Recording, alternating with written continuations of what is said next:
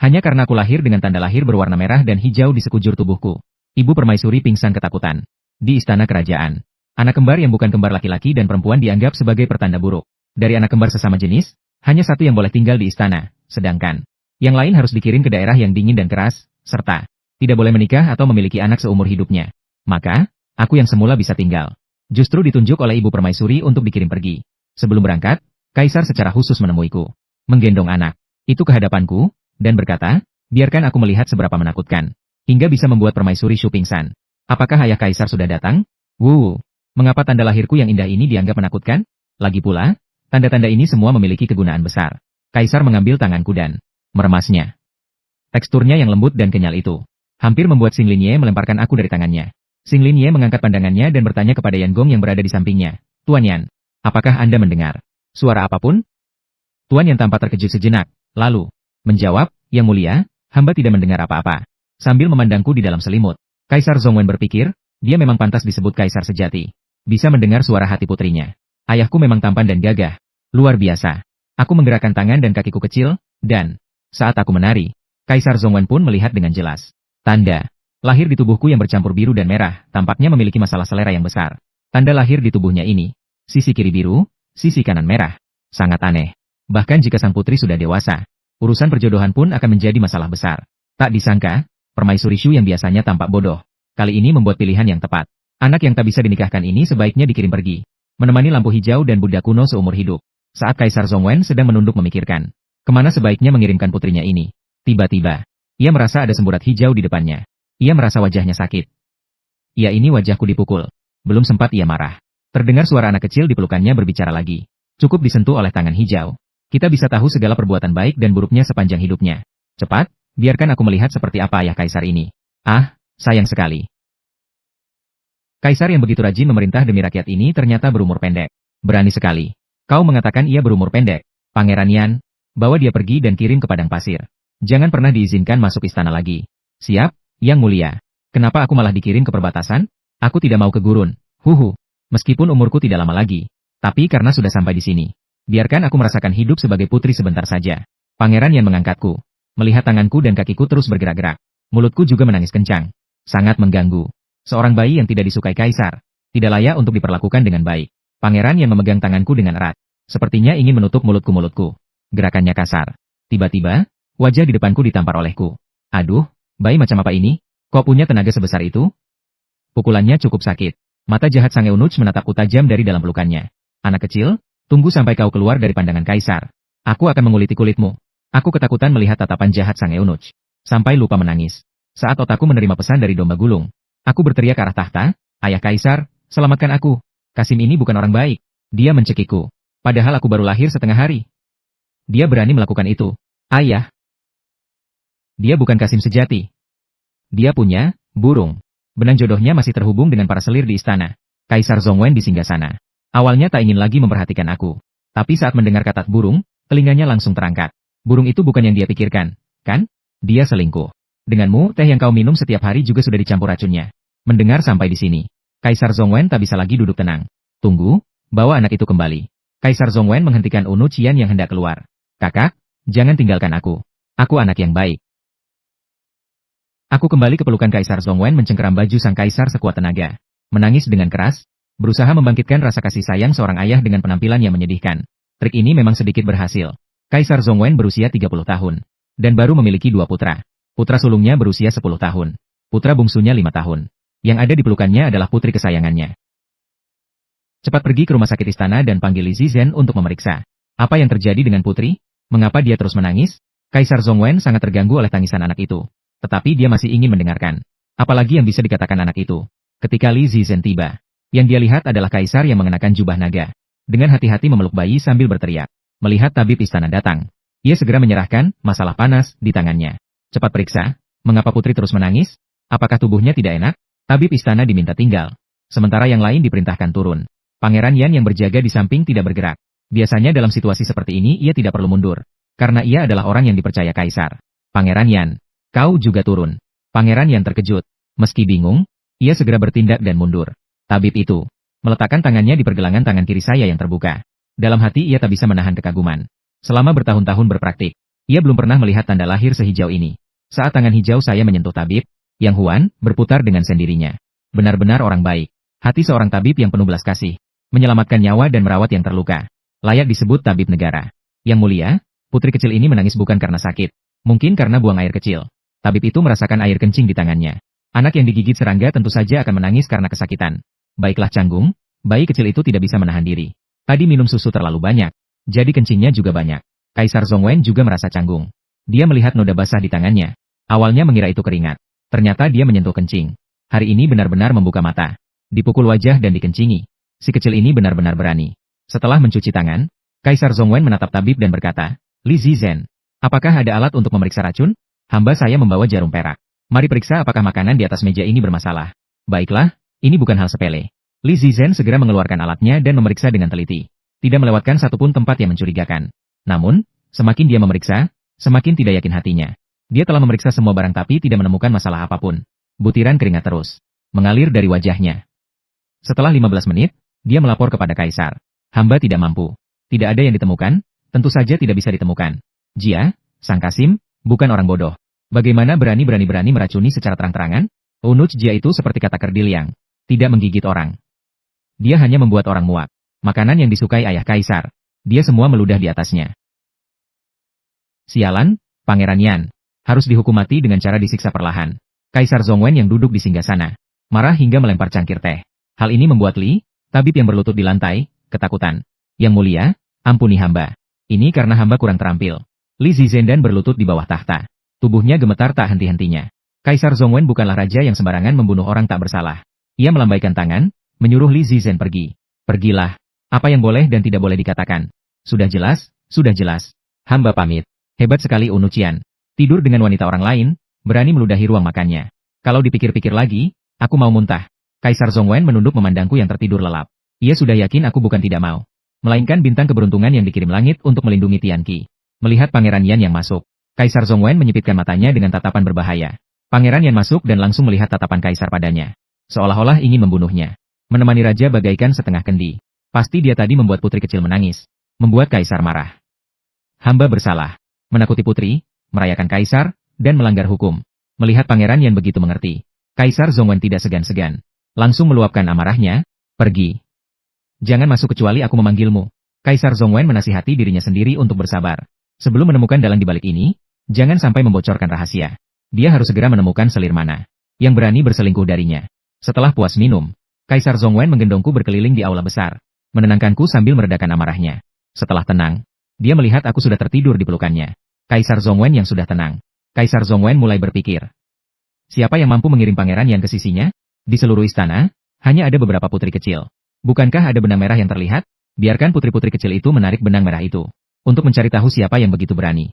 Pangeran 11 menyebarkan perintah. 1 jam lagi akan diadakan pesta istana. Untuk merayakan putri Zhen Side.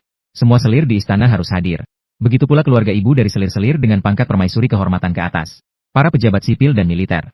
Pilih beberapa yang baru-baru ini aktif. Ruang tahta yang sunyi. Tiba-tiba terpecah oleh tangisan bayi yang nyaring. Lapar, lapar. Mau minum susu. Pantatku juga dingin. Ternyata sudah mundur ke usia di mana tidak bisa mengendalikan buang air besar dan kecil. Kaisar Zhongwen mengerutkan bibirnya. Putri kecilnya ini benar-benar berani bicara. Ayo, putri kecilnya sudah bangun. Setelah itu, putri kecil itu diganti pakaiannya dan diberi susu. Para dayang berbaris masuk, dan menggendongku ke bilik. Tak lama kemudian, terdengar tangisanku, yang memekakan telinga dari dalam bilik. Apakah para penyihir itu mengolok-olok bayi yang tak bisa bicara? Siapa si brengsek yang berani mencubitku? Suara dentuman keras terdengar. Pintu bilik ditendang keras oleh Kaisar Zhongwen. Dengan langkah tegap dan penuh amarah, ia masuk. Wajah Kaisar yang pucat pasi membuat para dayang di dalam langsung. Bahkan aku yang terus menangis pun terdiam. Kaisar Zhongwen berjalan perlahan ke arahku. Di bagian dalam paha kiriku, ia menemukan bekas cakaran berbentuk gigi yang sudah berbulan-bulan. Ini bekas kuku. Siapa yang berani mencubit putri? Tarik keluar dan eksekusi. Yang mulia, ampuni kami. Yang mulia, ampuni kami. Putri ini adalah putri keluarga Hiwan King. Yang mulia, ampuni kami. Di belakang Kaisar, datanglah. Melihat raut wajah yang mulia yang penuh keraguan, ia segera maju dan menjelaskan, Yang mulia, Hiwan King ini adalah putri Menteri Urusan Perlindungan. Putri Menteri Urusan Perlindungan, sungguh sombong sekali. Kembalikan Hiwan King ke rumahnya dan sampaikan kepada Tuan Hi bahwa putrinya tidak pantas bagi hamba. Yang lainnya, bawa keluar dan hukuman cambuk sampai mati. Beberapa dayang hendak memohon ampun, tetapi Mereka ditutup mulutnya oleh para pengawal yang masuk dan diseret keluar. Aku terkejut. Hukuman cambuk dieksekusi, padahal aku hanya dicubit beberapa kali. Bagaimana bisa hal itu merenggut nyawa beberapa orang? Ayah Kaisar, jangan bunuh mereka. Aku sudah tidak sakit lagi. Sungguh, dia hanya mencubitku dengan lembut. Hiks, ampuni mereka. Kaisar Zhongwen tidak menuruti keinginanku dan membatalkan hukuman mati para dayang itu. Namun, melihat aku yang jelas-jelas ketakutan, Kaisar Zhongwen menghela napas, seolah-olah berbicara pada dirinya sendiri. Juga seolah-olah menjelaskan padaku, "Nak, kau lahir di keluarga kerajaan, boleh bersikap belas kasihan. Tapi jangan terlalu belas kasihan. Itu akan merusak otoritas. Apalagi kekuasaan kerajaan tidak bisa dikompromikan. Mereka yang salah duluan. Hiwan King yang dikirim pulang seperti ini. Nasibnya belum tentu lebih baik daripada para dayang yang dieksekusi ini. Selain Hiwan King, dayang-dayang lainnya tidak bersalah. Mereka tahu Hiwan King tidak menghormati putri, tapi tidak menghentikannya maka mereka bersalah. Sama. Sudah lewat 1 jam sejak Gongyan, kan? Kenapa Kaisar belum juga datang? Bisik-bisik saja. Kau tidak lihat raut wajah permaisuri? Wajahnya gelap seperti ingin meneteskan air. Lagi pula, ini hanya putri yang dilahirkan oleh selir. Dulu, saat permaisuri melahirkan pangeran mahkota, tidak seheboh ini. Aku dengar Kaisar belum datang, karena putri belum bangun. Membiarkan begitu banyak menteri penting menunggu demi seorang bayi. Sungguh tidak pantas. SSST, jangan bicara sembarangan. Kau tidak mau mati, ya? Jangan sampai kita ikut terseret. Saat itu, Pangeran 11 masuk ke dalam aula, dan berseru kepada semua orang, Kaisar telah tiba. Kaisar Zhongwen secara pribadi menggendongku dan duduk di singgasana memandang sekeliling aula dengan wibawa. Lalu, perlahan berkata, "Maafkan kalian telah menunggu lama. Hari ini, aku dikaruniai seorang putri. Inilah putri kecilku. Aku sangat menyukainya. Selamat, Yang Mulia. Selamat atas kelahiran putri Anda."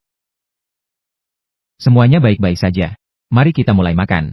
Kaisar Wen melihat putri kecil di pelukannya masih lesu. Aku teringat saat pangeran mahkota baru lahir, dia sudah sangat cerdas dan suka benda-benda yang berkilau. Pangeran Yan, aku ingat, utusan dari dinasti Timur, pernah mempersembahkan mutiara malam sebesar kepalan tangan. Ambilkan itu. Aku ingin memberikannya kepada putri kecil sebagai lampu malam. Semua orang yang tadinya sudah terkejut melihat Kaisar menggendongku di atas tahta, kini semakin terkejut mendengarkan memberikan mutiara malam yang begitu berharga kepadaku. Mereka semakin terkejut. Kaisar Zhongwen meletakkan mutiara malam itu di tanganku, dan segera terdengar sorak-sorai kegembiraanku di telingaku. Inikah mutiara malam? Indah sekali. Melihat kilauan kembali muncul di mataku. Hati Kaisar Zhongwen yang tadinya cemas pun lega. Layak memiliki hal terbaik di dunia ini. Saat aku memeluk mutiara malam itu dengan gembira, tiba-tiba aku merasa ada aura pembunuhan. Ada seseorang yang memandangku dengan niat jahat siapa aku. Namun, penglihatan seorang bayi sangat terbatas. Aku hanya bisa memutar leherku ke satu arah. Kaisar Zhongwen mengikuti arah pandangku dan tatapannya bertemu dengan pandangan permaisuri. Melihat tatapan lembut permaisuri, kekesalannya hari itu pun sirna sebagian besar. Permaisurinya adalah orang yang ia pilih sejak masih menjadi pangeran. Begitu permaisuri mendekatinya, ia langsung memohon kepada kaisar sebelumnya untuk mengabulkan pernikahan mereka. Setelah naik tahta, ia segera mengangkatnya menjadi permaisuri. Tak lama kemudian, ia pun menetapkan anak pertama mereka sebagai pangeran mahkota. Sayangnya, pangeran mahkota itu meninggal dunia pada usia 3 tahun akibat flu. Setelah itu, tak peduli seberapa keras ia berusaha, permaisuri tak kunjung hamil. Permaisuri melangkah perlahan ke sisi kaisar, mengulurkan tangan untuk menerima sang putri dan memeriksanya dengan saksama. Wajahnya sangat cantik, kata Kaisar Zhongwen sambil menggeleng dan tersenyum getir. Anak perempuannya ini hanya memiliki wajah yang cantik. Bagian yang tak terlihat di balik selimutnya bisa sangat menakutkan. Qiuyu membawa tali panjang yang telah disiapkan untuk sang putri tali panjang umur. Aku langsung melempar mutiara malam, tangan, dan kaiku yang mungil memeluk erat tali panjang umur itu tanpa mau melepaskannya. Astaga, yang baru ini masih utuh. Wah, Kaisar dan permaisuri benar-benar kaya raya. Aku ingin menikmati hari-hari indah seperti ini selama beberapa tahun lagi. Sudah diputuskan, aku akan berusaha membantu ayah Kaisar, membantunya mengubah nasib, dan membuatnya berumur panjang. Kaisar Zhongwen terus mengangguk. Benar-benar, anak perempuan memang yang terbaik. Jaket wol kecil yang penuh perhatian miliknya. Aku terlalu gembira hingga mulai menari-nari. Sebuah tangan hijau terlepas dari selimut dan muncul. Dengan bunyi, puk, menampar wajah ratu. Ayah dan ratu berseru kaget. Tangan mereka melonggar, dan aku langsung terjatuh. Untungnya Kaisar juga cepat tanggap. Menangkapku sebelum aku menyentuh tanah. Bayi yang baru lahir sehari. Jika benar-benar jatuh ke tanah, pasti akan terluka parah. Kaisar Zhongwen baru saja hendak menegur ratu, ketika terdengar. Namun, kata-kata yang kuucapkan selanjutnya membuat Kaisar Zhongwen tak akan pernah melupakannya. Ternyata ratulah bos besar di balik layar. Benang merah sang eunuch palsu ternyata terhubung ke kaki ratu. Ayah Wang, berhati-hatilah pada wanita ini. Ratu membencimu. Sangat-sangat membencimu. Tubuh Kaisar Zhongwen bergetar. Sejenak pusing. Putrinya berkata benar. Kaisar Zhongwen pernah memikirkannya. Tapi tak pernah terbayangkan bahwa permaisuri Hanya karena dia tahu permaisuri mencintainya sepenuh hati. Dia marah dan sangat tegang. Semua orang tak berani bernapas. Yang mulia, hamba tidak bermaksud begitu. Anak ini yang memulai duluan. Aku juga pernah dipukulnya. Mengapa aku tidak gagal melempar anak itu? Bayi yang baru lahir sehari. Mana mungkin tahan pukulan sekuat itu? Setelah berkata begitu, dia menatap paman sebelah Xuanzeng di sampingnya. Permaisuri telah melanggar etika. Dia harus mengurung diri di istana Jingren selama setengah tahun untuk merenungkan kesalahannya. Hamba tidak setuju.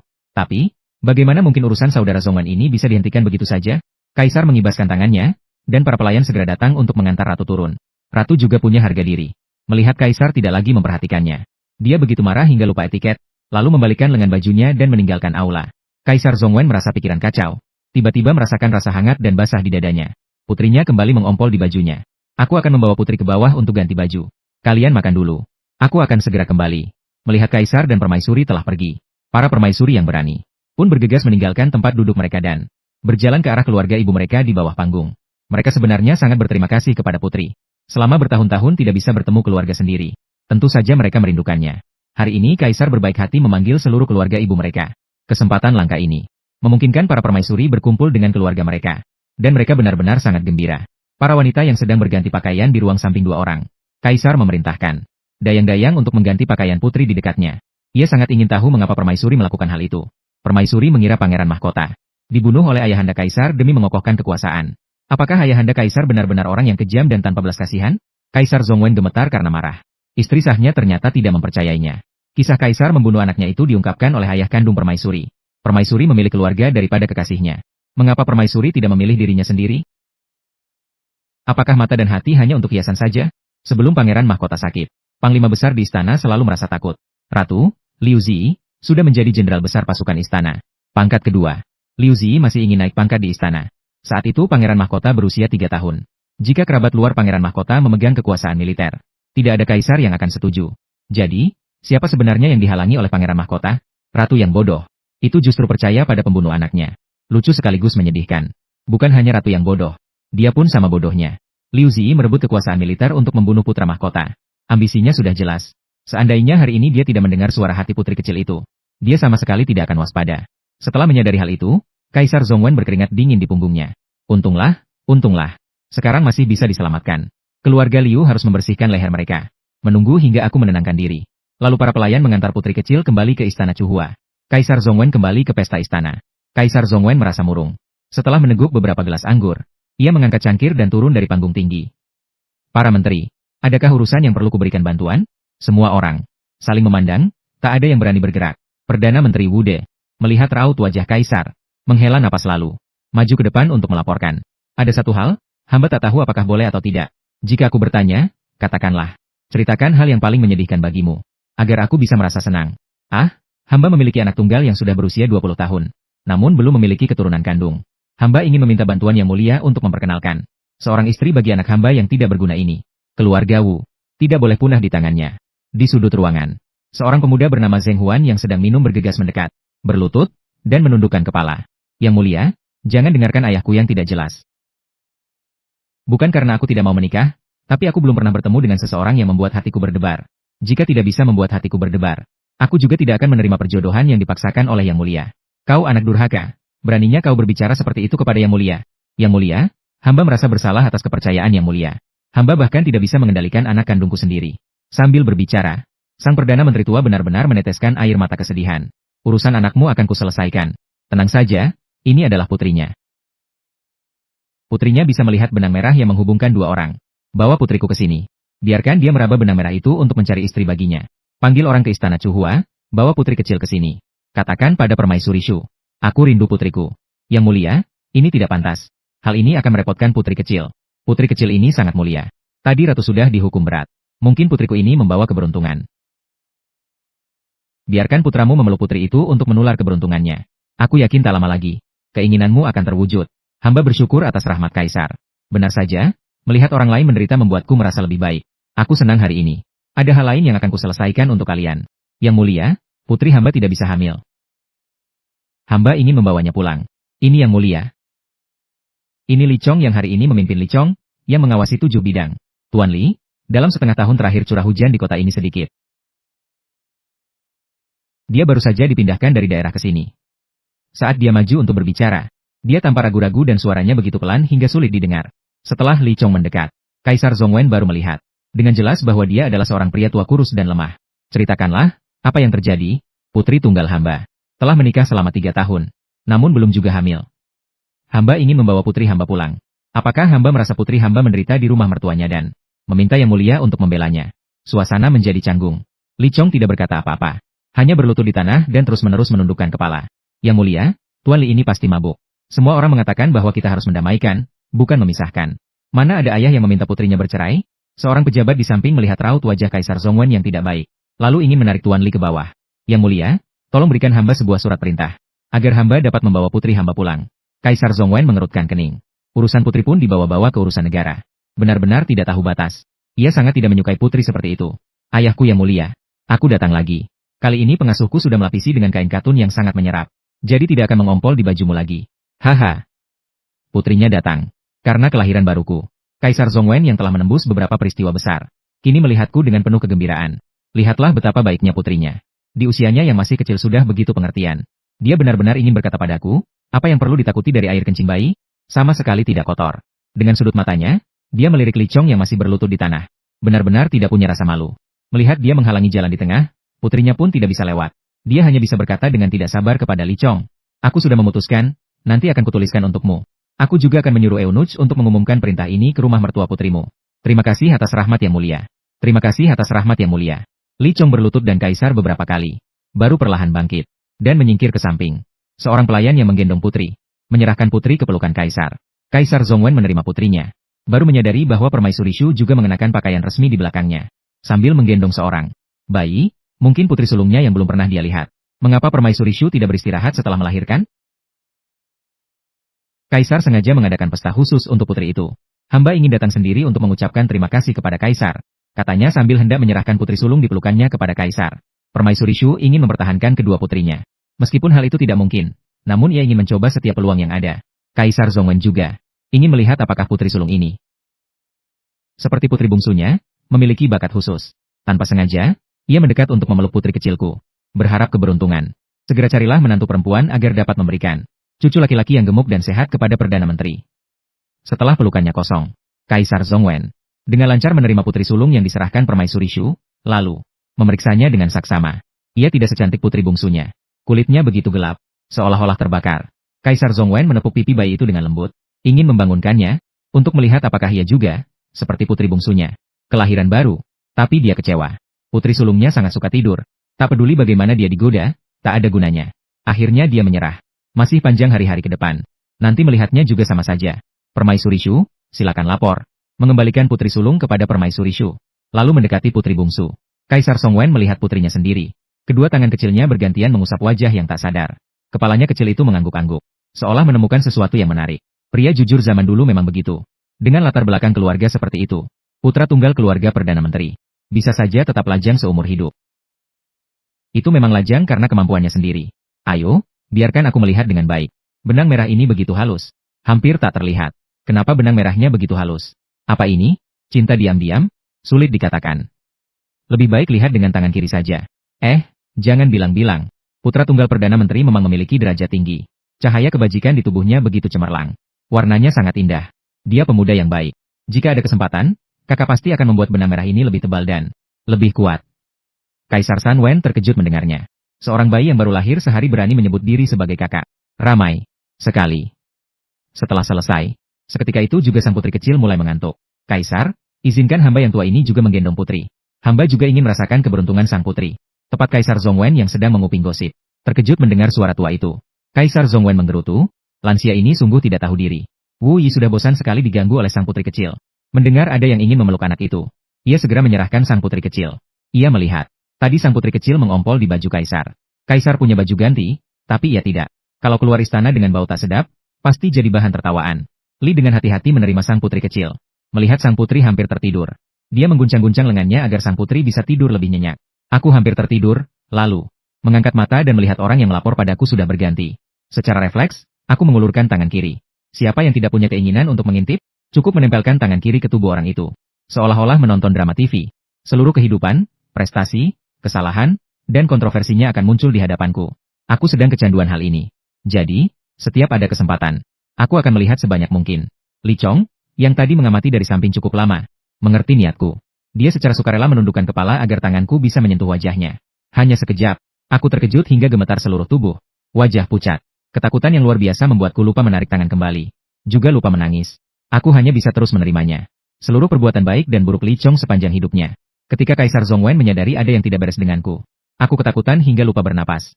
Wajahku memucat. Kaisar Zhongwen dengan hati-hati menggendongku ke dalam pelukannya. Aku merasakan detak jantung yang familiar, lalu menangis keras. Melihat aku sudah bisa bernapas, hati Kaisar Zhongwen yang tegang pun lega. Li Chong terkejut setengah mati. Berlutut di tanah sambil terus menundukkan kepala memohon ampunan, Yang Mulia. Ampuni hamba. Hamba bersalah, hamba banyak hari sebagai cermin. Pasti janggutnya menyengat putri. Tanpa sengaja aku mengerutkan bibir, meraba dagu halus dan licin milikku. Mengapa aku merasa sedikit bangga? Saat itu, semua orang di aula besar berlutut di tanah, menunggu kata-kata Kaisar Zhongwen. Sudah terlambat. Kalian semua boleh pulang, katanya sambil memelukku menuju aula dalam. Saat itu, hatinya pun sangat tidak tenang. Karena suara hati putrinya saat itu adalah, "Wahai anakku, inilah neraka duniawi. Ini sama sekali bukan tempat untuk manusia. Bencana buatan manusia bisa dicegah. Tapi bagaimana cara menghindari bencana alam? Rusa-rusa berkerangka putih di padang. Sejauh 1000 mil tak terdengar kokok ayam. Mengapa aku harus melihat pemandangan seperti ini?" Murid ini prihatin pada rakyat jelata. Aku tak ingin disedot darahnya. Aku yang lahir di zaman damai. Belum pernah melihat pemandangan yang begitu mengerikan. Kali ini aku benar-benar ketakutan. Kaisar Zhongwen hanya bisa menggendong putrinya. Mondar-mandir di dalam aula. Ia berjalan selama 15 menit penuh. Baru berhasil terlalap. Namun, aku tak boleh diletakkan. Begitu diletakkan, aku menangis. Tak ada pilihan lain. Kaisar Zhongwen hanya bisa memelukku sambil duduk di tepi pohon beringin. Lalu mengambil pena untuk mencatat beberapa poin yang kusebutkan. Ketika putrinya melihat hal ini pada tubuh Li Chong, ia menyadari bahwa di masa depan, Tianqi akan dilanda bencana besar. Di istana, ada yang memaksanya membunuh anaknya sebagai persembahan kepada langit. Apakah langit ingin menghancurkan Tianqi? Tidak, itu salah. Langit sedang menyelamatkan Tianqi. Sebelum bencana alam dan bencana buatan manusia datang, putri kecil itu sudah memberi peringatan lebih dulu.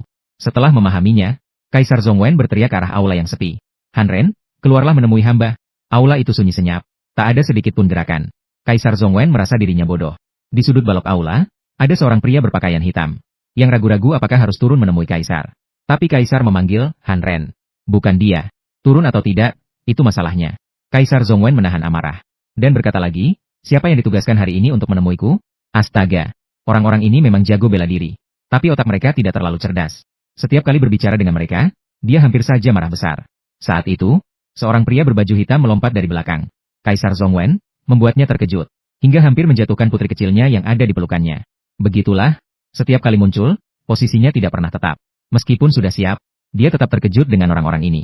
"Siapa kamu, Han Ren?" "Lapor kepada Yang Mulia, Han Laude sedang beristirahat."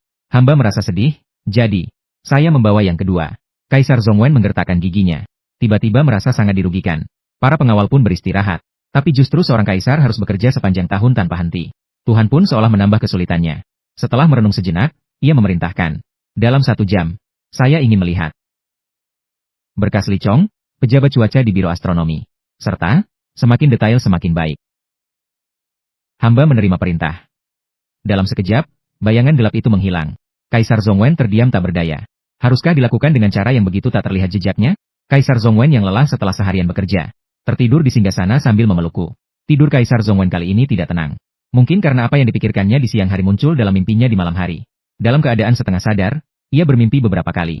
Dalam mimpinya, ia melihat keadaan tragis putranya. Para pejabat sipil dan militer di bawah pimpinan Liu Taiwei memaksanya untuk membunuh anak kandungnya. "Yang Mulia, buatlah keputusan. Putri kecil ini, yang terlahir atas perintah, harus menggunakan darahnya untuk mempersembahkan kurban kepada langit dan bumi. Yang Mulia, tukarkanlah anak ini demi keselamatan rakyat. Yang Mulia." "Apakah kalian memaksa hamba?" "Memaksa hamba untuk membunuh istri hamba?" Sebuah semburan darah segar keluar dari mulut Kaisar Zhongwen. Kaisar Zhongwen terbangun, menunduk melihat noda merah segar di jubah naga, berwarna merah segar. Dia benar-benar muntah darah karena sebuah mimpi. Mungkin ini bukan mimpi. Melihat putrinya yang tertidur lelap. Mungkin inilah pemandangan yang dilihatnya pada tubuh Li Chong. Pemandangan yang begitu mengerikan itu membuat Kaisar Zhongwen, yang sudah terbangun, masih merasa ngeri. Saat itu, sebuah bayangan hitam meletakkan dokumen Yida di atas meja naga, lalu menghilang. Mengambil dokumen yang baru saja dikumpulkan. Membalik halaman pertama. Li Chong hari ini bertemu dengan Ling Tailang, seorang pejabat tingkat ke-6 yang bertugas mengamati dan mencatat perubahan fenomena langit. Orang ini sangat ahli dalam bidang pengukuran cuaca. Setengah bulan yang lalu, ia dipindahkan dari desa Dashi, kota Songshan. Halaman kedua adalah keluarga suami Putri Li Chong. Putri Li Chong bernama Li Sisi. Suaminya bernama Wang Ba. Karena ayahnya meninggal dunia saat ia masih kecil, kerabatnya merebut semua tanah milik keluarganya. Ibu dan anak itu hidup dalam kemiskinan yang sangat parah. Untungnya, Wang Ba sangat berprestasi. Pada usia 14 tahun, ia lulus ujian menjadi Siu Chai, dan dikenal sebagai anak ajaib di seluruh desa sekitar. Namun, perjalanan karir akademisnya terhenti di situ. Setelah itu, ia mengikuti beberapa ujian daerah, namun selalu gagal. Ibu Wang Ba sudah lanjut usia dan telah bekerja keras sepanjang hidupnya. Kini menderita berbagai penyakit, sehingga tidak bisa lagi membiayai pendidikannya.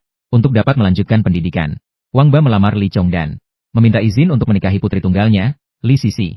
Li Chong sangat menghargai pengetahuan Wang Ba. Ia tidak hanya menikahkan putri tunggalnya, tetapi juga memberikan pengalaman dan koneksinya kepada menantunya. Tahun lalu, setelah Wang Ba lulus ujian menjadi juren, segalanya berubah. Wang Ba mulai menyulitkan Li Sisi di mana-mana. Kini, dengan dalih bahwa Li Sisi telah bertunangan dengan seorang pria lain, ia ingin menceraikannya dengan alasan 3 tahun di kuil 5 anak. Li Chong menolak perceraian tersebut dan ingin agar Put-inya kembali. Mengingat Wang Ba telah banyak membantu dalam hal pendidikan, ia mengganti surat cerai dengan surat perjanjian dengan Li Wen. Namun ayah Wang menolak memberikannya. Secara permukaan, semuanya tampak normal.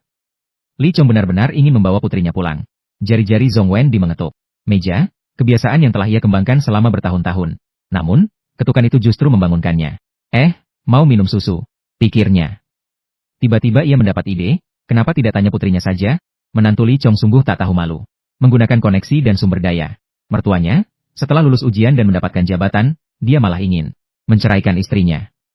Biarkan dia gila. Gelar jabatannya dibatalkan. Biarkan dia berbuat semaunya. Angin sepai-sepai menyapu bukit.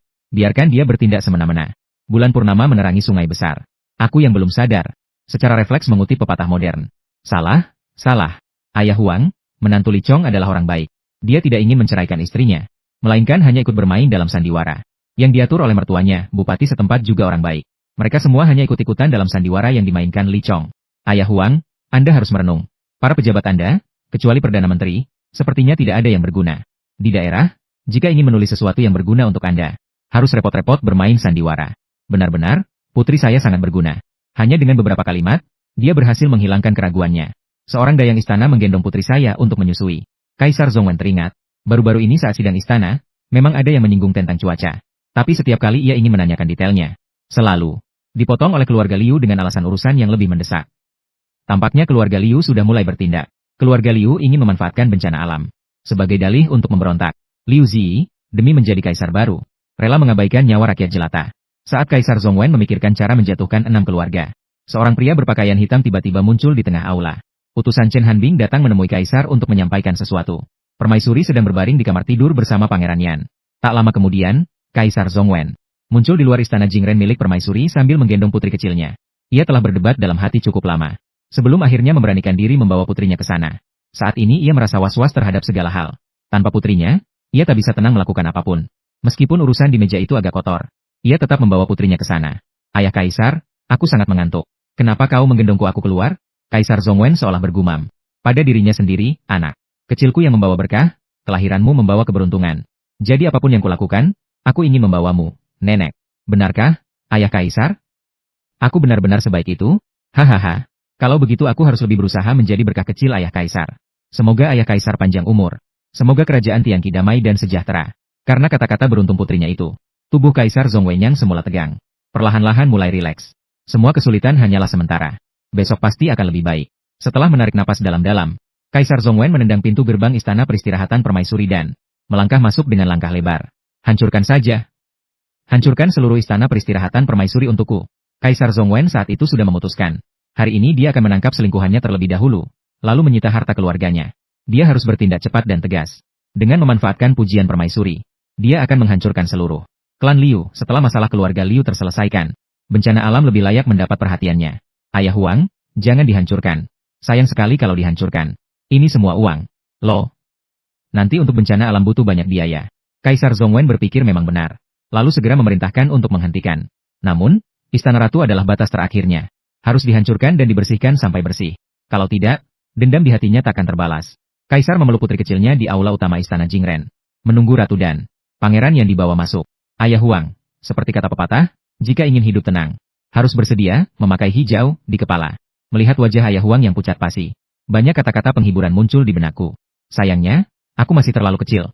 Kata-kata itu tak terdengar oleh Ayah Huang, dan aku tak bisa menghibur kesedihannya. Kaisar Songwen memeluk erat putri kecilnya. Hati yang terluka oleh istri sahnya. Melunak oleh cinta yang murni dan lembut. Dari putrinya, perasaan baik itu bertahan hingga permaisuri dan pangeran yang dibawa masuk. Aku merasakan tubuh ayahku yang memelukku perlahan menegang. Dan napasnya mulai tidak stabil. Ayahku, begini tidak boleh. Semakin marah kamu, semakin senang permaisuri. Kamu harus menunjukkan bahwa kamu tidak peduli. Semakin kamu bersikap acuh tak acuh, semakin gila permaisuri berpura-pura. Itu kan keahliannya. Karena keadaan sudah begini, Kaisar Songwen tidak ingin berdebat dengan permaisuri. Permaisuri, tahu siapa yang membunuh pangeran mahkota? Kau yang membunuh anakku demi mempertahankan tahta. Kau membunuh anak kandungmu sendiri. Kau tidak pantas menjadi kaisar. Ayahmu yang bodoh itu, demi jabatan Tai Wei, membunuh pangeran mahkota. Kau berbohong. Ayahku sudah menjadi jenderal besar di wilayah sebelum menjadi Tai Wei. Aku, sebagai pejabat tingkat 2, bagaimana mungkin aku membunuh pangeran mahkota demi jabatan Tai Wei? Kenapa? Kau tidak bicara? Ayahmu bukan hanya sekadar menginginkan jabatan Tai Wei. Ambisinya jauh. Dia adalah pengkhianat dan pemberontak. Dia ingin merebut kekuasaan dan menggulingkan dinasti. Bawa Qiuyu ke sini. Tak lama kemudian, permaisuri melihat seorang wanita yang wajahnya hancur lebur akibat pukulan. Dibawa masuk ke aula besar. Kamu Qiuyu? Permaisuri menatapnya dengan penuh iba. Qiuyu telah berada di sisinya sejak masih sangat kecil, melayani dia. Dia adalah pelayan paling bodoh di antara semua pelayannya. Tapi juga yang paling dia percayai.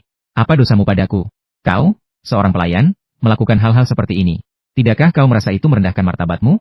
Ratu berteriak-teriak pada Kaisar Zhongwen. Kaisar Zhongwen tidak menghiraukan Ratu. Qiuyu, ceritakan apa yang telah kau lakukan pada Ratu. Ratu tiba-tiba merasa ada firasat buruk. Nyonya, maafkan saya. Hamba telah mengecewakan kepercayaan Nyonya.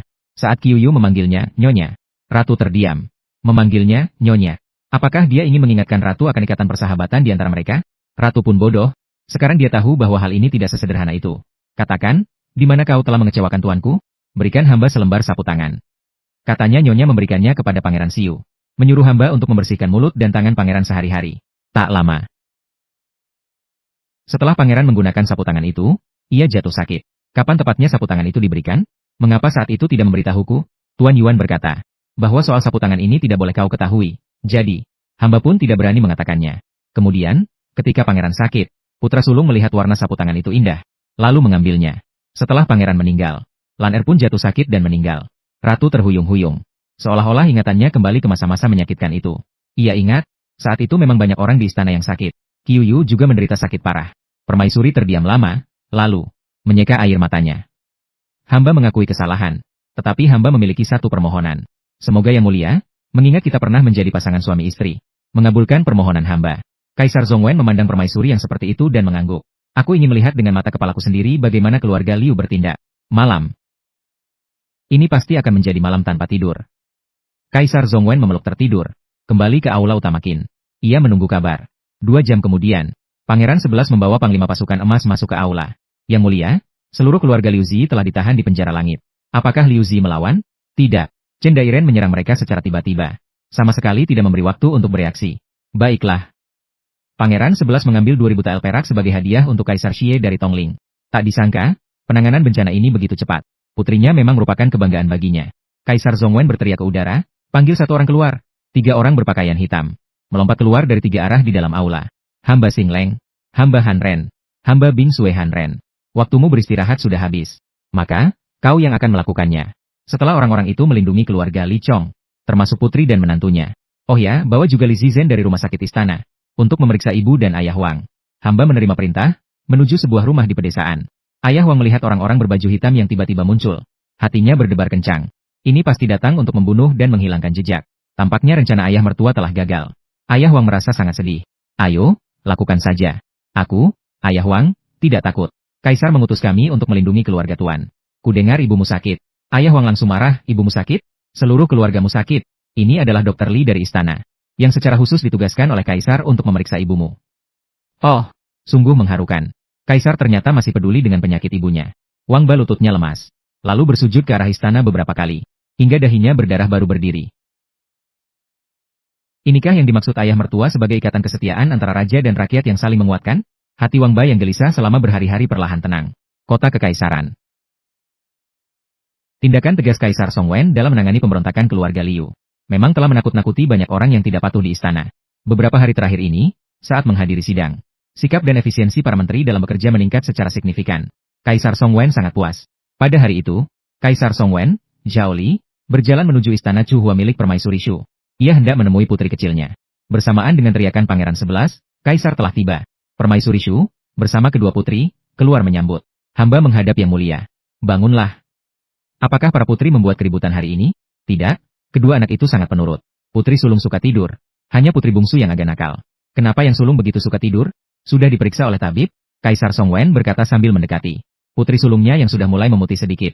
Tabib mengatakan semuanya normal. Bayi yang suka tidur juga wajar. Ayah, akhirnya kau datang. Hari ini mau bawa aku kemana bermain? Permaisuri Shu diam-diam mengamati Kaisar dengan saksama. Dalam hatinya ia mengagumi, Kaisar memang jago berpura-pura. Ia bisa mendengar kabar kelahiran putri sulungnya, dan langsung ketahuan oleh Kaisar. Seandainya Kaisar tidak mengatakan bahwa ia juga mendengarnya, ia sama sekali tidak menyadarinya. Permaisuri Shu mengagumi, tak heran ia bisa menjadi Kaisar. Sikap tenang seperti ini, orang biasa tak bisa menirunya. Permaisuri Shu melihat Kaisar menggendong putri bungsunya pergi berjalan-jalan di taman istana. Lalu melihat putri sulungnya yang masih tertidur. Berkat putri kecilnya, hidup Permaisuri Shu belakangan ini sangat nyaman. Melihat angin di halaman tidak terlalu kencang. Dia pun ingin keluar untuk menghirup udara segar. Jarang sekali ada waktu santai seperti ini. Kecuali jika para Dayang dan Kasim tidak boleh mengikuti. Dia berjalan perlahan sendirian di sepanjang jalan setapak. Hahaha, tawa aneh yang menyedihkan terdengar dari belakang Permaisuri Shu. Tubuh Permaisuri Shu langsung kaku. Dia merasa sepasang tangan dingin mencengkeram lehernya. Permaisuri Shu selalu tahu bahwa di istana yang luas ini ada hal-hal kotor dan keji. Tapi dia tak menyangka makhluk-makhluk mengerikan ini berani muncul di siang bolong untuk mencelakainya. Permaisuri Shu gemetar ketakutan. Giginya bergetar saat berkata, orang yang bersalah harus dituntut pada yang bersalah. Siapa yang mencelakaimu? Carilah dia. Selama bertahun-tahun aku di istana, aku tak pernah melakukan perbuatan yang melanggar moral. Juga tidak pernah merenggut nyawa orang. Pada saat yang sama, putri mahkota yang semula tertidur di ayunan, tiba-tiba membuka matanya lebar-lebar, memutar kepala ke arah kepergian Shu Fei. Wajah yang semula kaku dan tak berasa itu kini menampilkan ekspresi sangat tidak sabar. Sungguh menyebalkan. Si kecil Dao Dao sudah dibawa pergi. Akhirnya bisa tenang sebentar. Tapi sekarang malah hantu perempuan ini datang menggangguku. Semula sudah cukup menyebalkan karena percakapan bayi baru lahir bisa disadap. Demi tidak didengarkan, dia hanya bisa tidur setiap hari. Putri sulung yang sudah menahan diri selama berhari-hari itu. Begitu pintu dunia batinnya terbuka, tak bisa lagi ditahan. Dia mengoceh panjang lebar. Baru ingat bahwa ibu kandungnya di kehidupan ini sepertinya masih dikejar hantu. Tiba-tiba, bayi di dalam keranjang itu menggerakkan tangan dan kakinya. Merangkak keluar dari keranjang tanpa suara seperti binatang. Lalu merangkak dengan sangat cepat menuju tempat Permaisuri Shu berada. Setelah melihat Permaisuri Shu, putri sulung itu. Sebenarnya, hantu giok ini juga menjadi latihan yang bagus bagi seorang gadis bangsawan. Lihat saja betapa bahagianya ibunya bermain dengan hantu itu. Berlari, melompat, berteriak, dan bersorak-sorai. Putri sulung memprediksi, ibunya pasti bisa tidur nyenyak malam ini. Putri sulung melihat hantu perempuan ini tidak memiliki niat jahat, dan bisa membuat ibunya berolahraga dengan baik. Jadi dia perlahan merangkak kembali. Karena gagal melewati ujian, dia disambar petir ke dunia lain ini. Sisa kekuatan sihirnya tapi, kalau dipakai sedikit, sisa sedikit lagi harus disimpan untuk menyelamatkan nyawa. Hantu perempuan, tolong lepaskan aku. Aku benar-benar tidak bisa berlari lagi. Benar-benar tidak bisa berlari lagi. Shu Fei akhirnya berbaring di tanah tanpa bergerak. Sepanjang hidupnya, dia belum pernah berlari secepat ini. Dan juga belum pernah berbaring di tanah seperti ini. Shu Fei yang menunggu kematian menengadah ke langit. Ternyata dari sudut pandang ini langit begitu biru. Sayangnya, dia mungkin tidak akan bisa melihatnya lagi. Seorang dayang kecil tiba-tiba berteriak. Nyonya, apa yang terjadi denganmu? Shu Fei sejenak tak bisa bereaksi. Aku masih hidup. Aku kira kali ini akan dibunuh oleh hantu perempuan itu. Hal-hal aneh dan gaib seperti ini. Seberapa bodoh pun Shu Fei, dia takkan pernah menceritakannya pada orang lain. Tapi dia benar-benar ketakutan. Malam itu, kecuali jika dia meminta orang lain membawa kedua putrinya ke sini. Toh tempat tidurnya cukup luas untuk menampung kedua anak itu. Karena cuaca panas, kedua anak di dalam tirai hanya mengenakan baju dalam tipis. Dua bola gemuk kecil yang baru saja kenyang itu juga tidak mengantuk. Mereka menendang-nendang dan menggerak-gerakkan tangan di tempat tidur. Sangat menggemaskan.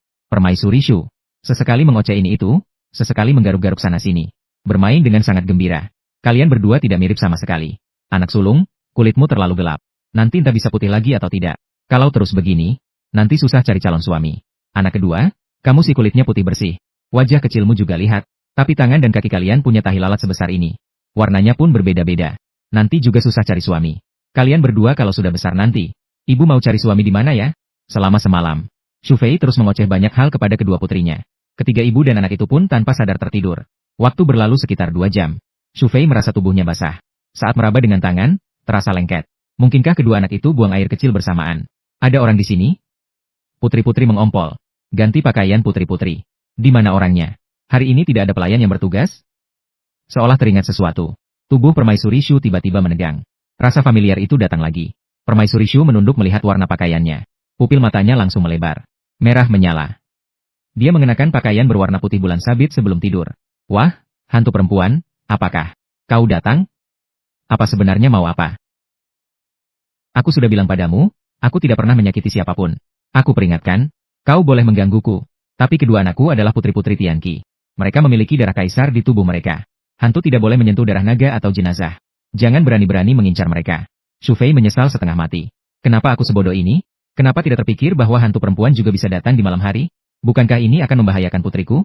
Apa yang harus kulakukan? Apa yang harus kulakukan? Hantu perempuan itu mengayunkan tangannya. Permaisuri Shu merasa pemandangan di depannya berkedip. Tubuhnya melayang. Permaisuri Shu menunduk melihat ke tanah. Seorang dayang membawa pakaian berjalan dari kejauhan. Saat dayang itu mendekat, Permaisuri Shu terkejut menyadari bahwa itu adalah hantu perempuan itu. Permaisuri Shu menggertakkan giginya. Dia berkata bahwa dia tidak menyakiti orang itu. Dayang itu membuka pintu kamar tidur yang seharusnya kosong. Yang terlihat adalah pakaian berserakan di lantai. Dayang yang bertugas pakaian ratu langsung mengenali bahwa pakaian di lantai adalah kemeja dalam ratu, serta pakaian seorang eunuch. Suara pintu terbuka mengagetkan dua orang yang sedang bertengkar hebat di dalam. Ratu berlari keluar dengan kaki telanjang, diikuti oleh kepala eunuch di sisi kaisar. Xu Fei yang melayang di udara, menutup mulutnya erat-erat. Ini benar-benar keterlaluan.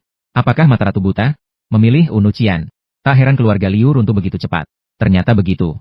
Permaisuri Shu merangkak di langit dengan wajah gelap dan terpelintir. Sialan. Tahu ada gosip sebesar ini tapi tak ada yang bisa diajak berbagi. Benar-benar menyiksa. Rasa sakit ini membuat Permaisuri Shu melupakan rasa takutnya. Saat wajah hantu perempuan muncul di hadapannya, Permaisuri Shu terdiam kaget.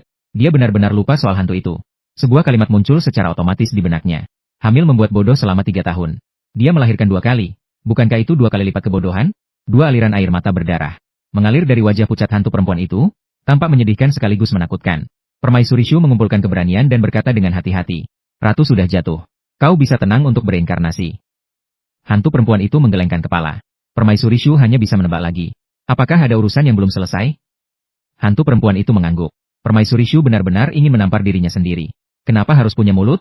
Kau juga tidak bisa bicara. Aku tidak bisa menebak siapa pengantinmu. Hantu perempuan itu seolah mengerti sesuatu. Tangan hantunya melambai. Dan pemandangan di depan mata Permaisuri Shu berubah. Ini adalah kamar tidur seorang dayang.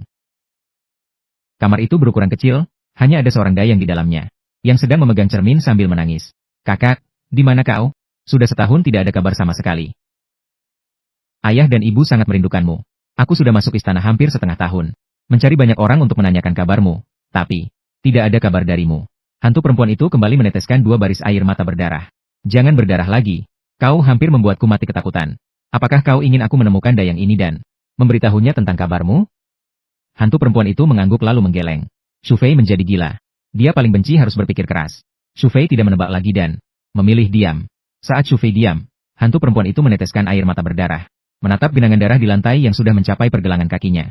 Permaisuri Shu menyerah. Jangan menangis lagi. Aku mengerti. Aku akan mencarinya dan memberitahunya. Lalu mengantarnya keluar istana. Biarkan dia hidup bahagia di luar istana. Hantu perempuan itu mengangguk. Mungkin karena sudah menjadi ibu. Kelenjar air mata Permaisuri Shu belakangan ini sangat sensitif. Melihat hantu perempuan itu mati, dia teringat pada adiknya. Adiknya pun memilih masuk istana sebagai dayang demi mencari kakaknya. Tiba-tiba Permaisuri Shu menangis keras. Orang luar hanya melihat betapa gemilangnya dia belakangan ini. Kaisar datang ke istana Chuhua untuk menemui putri. Namun, siapa yang tahu penderitaan di dalam hatinya? Kembar sejenis memiliki makna yang tidak jelas. Salah satu anak harus dikirim pergi. Namun, semakin dekat ia dengan kedua anak itu semakin sakit hatinya.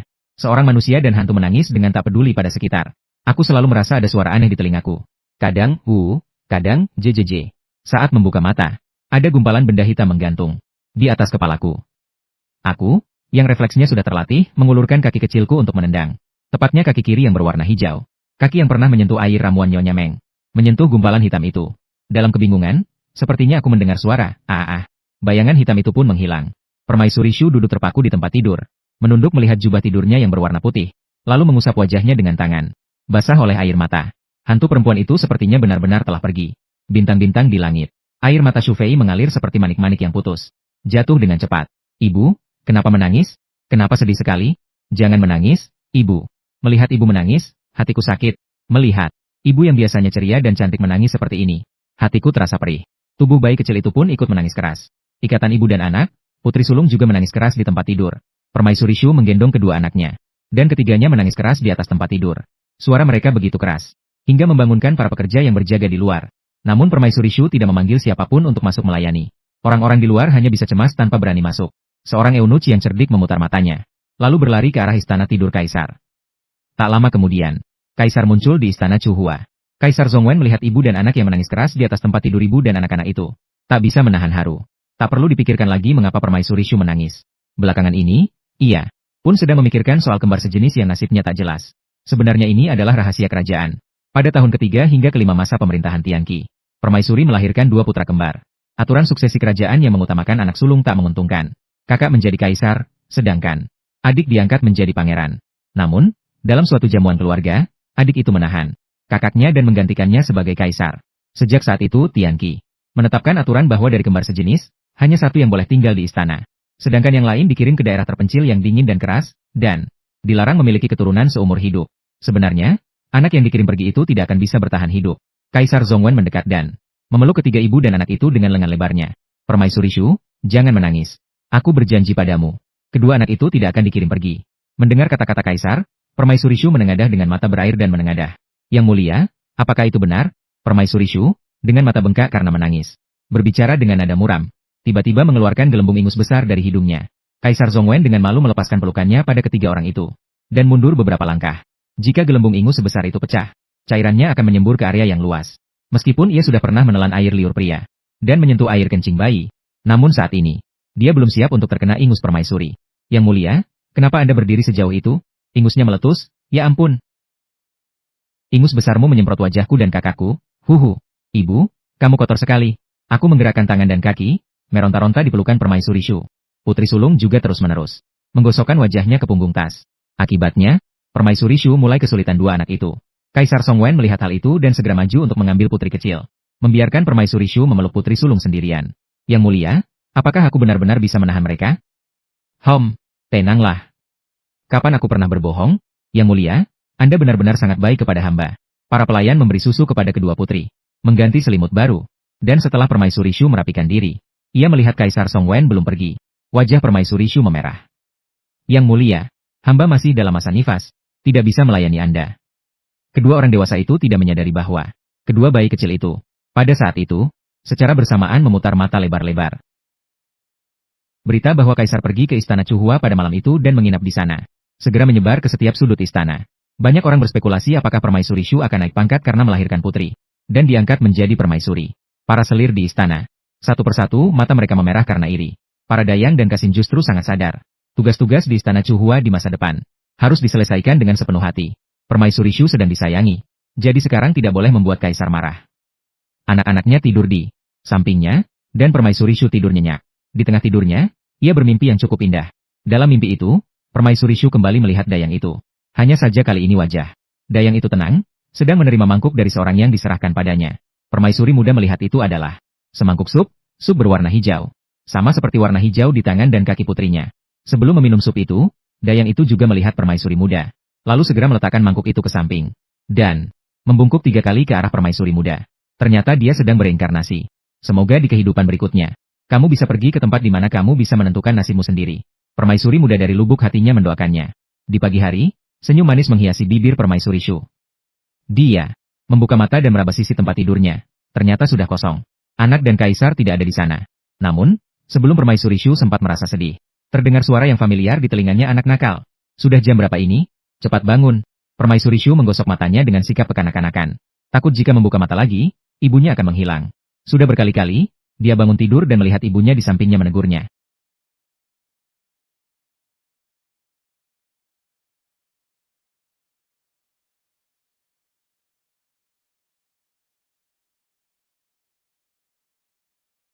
Namun, saat dia hendak memeluk ibunya, tangannya hanya menyentuh udara kosong. Kali ini, Permaisuri Shu mencoba memeluk ibunya lagi. Rasa nyata di tangannya membuat Permaisuri Shu menangis. Ibu, benar-benar kamu? Aku sangat merindukanmu. Anak bodoh, jangan menangis. Ibu datang kali Kaisar ini, mengizinkan dan tidak menemanimu selama masa nifas. Benarkah? Bagus sekali, Ibu. Aku ingin bercerita padamu. Ada banyak hal yang ingin aku ceritakan padamu. Permaisuri Shu berbicara dengan ibunya sepanjang pagi. Dia tidak takut ada yang mendengarkan dari balik dinding. Sekarang dia sedang disayangi, jadi, hal sepele seperti ini tidak masalah. Seorang permaisuri kesayangan harus bersikap layaknya permaisuri kesayangan. Waktu berlalu dengan cepat. Di bawah perawatan penuh kasih sayang ibu dan neneknya, kedua putri itu telah genap sebulan. Sudah sejak setengah bulan yang lalu, Kaisar Zhongwen mempersiapkan pesta ulang tahun sebulan kedua putrinya. Pada tanggal 6 bulan kelima, kedua putri itu genap sebulan. Selama sebulan ini, kedua putri makan dengan baik dan tidur, dan tumbuh gemuk-gemuk. Hanya saja putri sulung masih berkulit gelap. Putri bungsu mengenakan gaun panjang untuk menyembunyikan tanda lahir di tangan dan kakinya. Sejak pagi buta, Pangeran Chuhua sudah sibuk. Hari ini banyak tamu. Jadi dia harus menjaga kedua anak itu dengan baik. Katanya, Ibu Suri sangat menyukai Nyonya Hou. Nyonya Su menenangkan putrinya, tenang saja. Kaisar hari ini menugaskan Paman 11 dan Nenek Lin untuk mendampingi para putri. Tidak akan ada yang tidak tahu diri. Permaisuri Shu sangat menyadari hal itu. Ia melahirkan dua putri, bukan pangeran. Sekalipun orang lain iri, mereka tidak akan berani bertindak saat ibu dan anak ini masih mendapat kasih sayang Kaisar. Ibu, pesta istana akan dimulai. Kaisar mengundang Anda dan para putri ke aula besar. Permaisuri Shu berjalan di depan, sementara anak-anaknya digendong masing-masing pengasuh. Sepanjang jalan, mereka mendengar banyak ucapan selamat. Permaisuri Shu menggendong anak-anaknya masuk ke aula King Yu.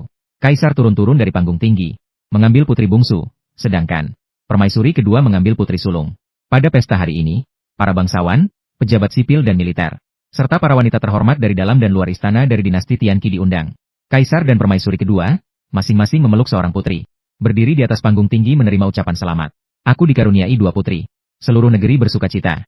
Mulai hari ini, Tianqi akan membuka lumbung padi dan menurunkan pajak. Sejak menyita harta rumah tangga Liu Taiwei, dan menyita sejumlah besar uang perak dari keluarga Liu, Kaisar Zhongwen seolah-olah merasai aliran energi yang lancar. Lalu dengan kecepatan kilat menyita harta beberapa pejabat korup. Kaisar Zhongwen yang tidak segan-segan menyita harta, kini tidak kekurangan uang. Uang ini tepat digunakan untuk memberi makan rakyat hingga kenyang, sekaligus menumpuk berkah bagi para putri. Tugas besar telah diturunkan kepadaku. Aku akan membuat dinasti Tianqi mencatat sejarah. Membuat Tianqi melampaui dinasti-dinasti sebelumnya selama ribuan tahun. Hidup Kaisar, hidup, hidup, hidup selamanya. Kini putri-putri telah genap sebulan. Putri sulung diberi nama Lin Lechu, yang berarti bahagia tanpa beban.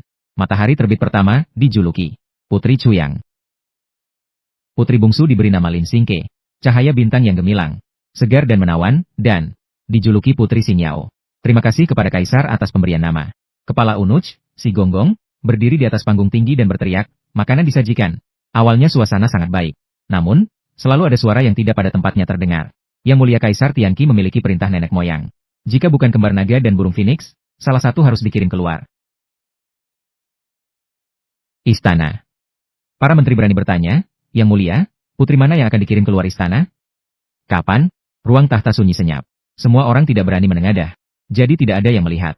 Kecuali wajahnya yang sama sekali tidak menunjukkan kecemasan. Malah masih punya waktu untuk merapikan pakaian putri kecil. Dia adalah Kaisar. Apa yang dikatakan Kaisar pasti akan terlaksana. Kaisar Zhongwen tahu. Cepat atau lambat pasti ada yang akan mengungkit soal kedua putri itu. Lebih baik dia sendiri yang mengatakannya daripada orang lain. Lagi pula konspirasi sulit dipatahkan. Jadi, orang yang bertanya di bawah sana adalah orang yang telah diatur sebelumnya oleh Kaisar Zhongwen, yaitu Perdana Menteri Wu, pendukung setia Kaisar Zhongwen. Perdana Menteri Wu, apakah Anda tahu perintah leluhur? Mengapa kembar naga dan burung phoenix harus dikirim keluar istana? Hamba tidak tahu, mungkin untuk stabilitas kerajaan Tianqi. Sejak aku naik tahta, kali ini aku tidak mengangkat gelar. Jadi kedua putri kembar itu tidak dikirim. Apalagi gunanya? Tidak ada. Meskipun terdengar dipaksakan, namun semua orang dapat melihat bahwa ini 80% adalah sandiwara yang dimainkan oleh Kaisar dan Perdana Menteri. Siapa yang tidak tahu bahwa Perdana Menteri adalah lawan Kaisar? Ditambah lagi, belakangan ini Kaisar sangat gemar menyita harta keluarga para menteri. Semua orang berusaha menghindarinya, dan tidak ingin menantang nasib. Namun, hal yang membuat seluruh pejabat istana meyakini bahwa para putri adalah berkah segera terjadi. Saat pesta berlangsung, seseorang di dekat jendela berteriak dengan keras. Awan gelap. Awan gelap. Orang yang berbicara itu bahkan terdengar gemetar. Melihat awan gelap itu, para menteri tua meneteskan air mata. Cuaca sudah berbulan-bulan. Tidak turun hujan sama sekali. Sekarang sudah awal Mei. Jika kekeringan terus berlanjut, tanaman tidak bisa ditanam, dan cuaca tahun depan akan berbahaya. Kaisar Tiongkok bergegas keluar dari aula. Saat itu, langit diselimuti kilat dan guntur. Angin kencang berhembus. Ini pertanda hujan lebat. Langit memiliki belas kasihan, menurunkan pertanda baik, dan menganugerahkan embun surgawi untuk menyelamatkan rakyat. Butiran hujan sebesar kepalan tangan jatuh ke tanah. Air hujan turun seolah langit miring. Tak lama kemudian, ketika seluruh langit tertutup tirai hujan yang tebal, bumi akhirnya disambut oleh hujan yang telah lama dinanti. Hujanlah lebih banyak lagi. Lebih banyak lagi. Tanaman akhirnya terselamatkan. Perdana Menteri Wu menjadi yang pertama berlutut dan berseru dengan lantang, inilah hadiah dari langit untuk para putri. Selamat kepada Kaisar atas kelahiran putri yang diberkati. Selamat kepada Kaisar. Tak ada yang memperhatikan. Putri sulung yang digendong oleh pengasuhnya. Mulut mungilnya bergerak-gerak mengucapkan, segera. Segera seperti perintah militer. Hujan datang. Hujan lebat ini turun dari pagi hingga sore. Hujan lebat ini mengukuhkan status kedua putri sebagai berkah. Hujan lebat ini untuk sementara meredakan krisis Kaisar Tianqi. Pangeran Chuhua, ayahanda, tak ada berbincang. Taman istana sudah dijelajahi habis-habisan. Permaisuri Shu memeluk putri sulung yang tertidur lelap. Sementara, Kaisar Zhongwen memeluk putri bungsu yang sedang bermain meniup gelembung. Meskipun keduanya bisa mendengar percakapan putri bungsu, Kaisar Zhongwen telah menegaskan dengan jelas bahwa hal itu harus disembunyikan dari putri mereka. Jika putri mereka tahu bahwa percakapannya disadap, dan jika dia tidak mengatakan apa-apa, itu akan menjadi masalah. Jadi, percakapan keduanya juga disesuaikan dengan situasi putri mereka. Permaisuri Shu sangat ingin jalan-jalan. Aku ingin keluar istana untuk melihat-lihat, dan memahami keadaan rakyat. Baiklah, Ibu, cepatlah setujui. Ayah sangat ingin jalan-jalan. Oh ya, sudah lama tidak melihat pemuda jujur dari keluarga Perdana Menteri. Kakak itu memancarkan cahaya kebajikan yang bersinar terang. Aku bahkan sudah berjanji akan mencarikan pasangan untuknya. Yang mulia, bagaimana kalau kita pergi ke rumah Perdana Menteri Wu? Berkat dia, pesta ulang bulan kedua putri bisa lancar bisa tinggal di sini. Ya, mari kita kunjungi rumah Perdana Menteri Wu. Aku juga sudah berjanji akan mencari istri untuk putranya, Wui. Rumah Perdana Menteri, katakanlah bahwa Kaisar akan datang ke rumahmu dan membawa permaisuri Shu serta dua putri. Katakanlah bahwa beliau ingin melihat langsung keadaan rakyat, bagaimana kehidupan mereka setelah hujan. Oh ya, Kaisar secara khusus meminta kamu menemani.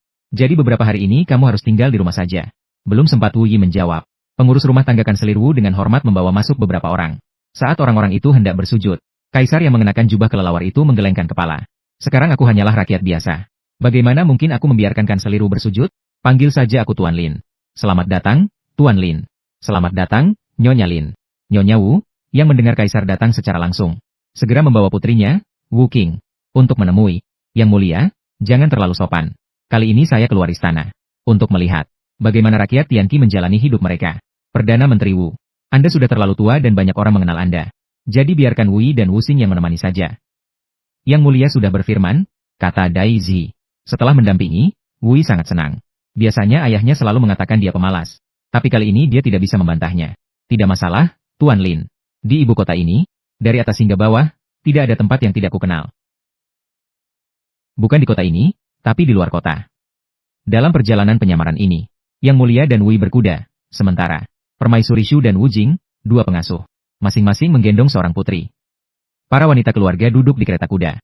Saat melewati gerbang istana, putri sulung yang biasanya tenang, tiba-tiba meronta-ronta dan berusaha keras menyentuh singa batu di pintu gerbang.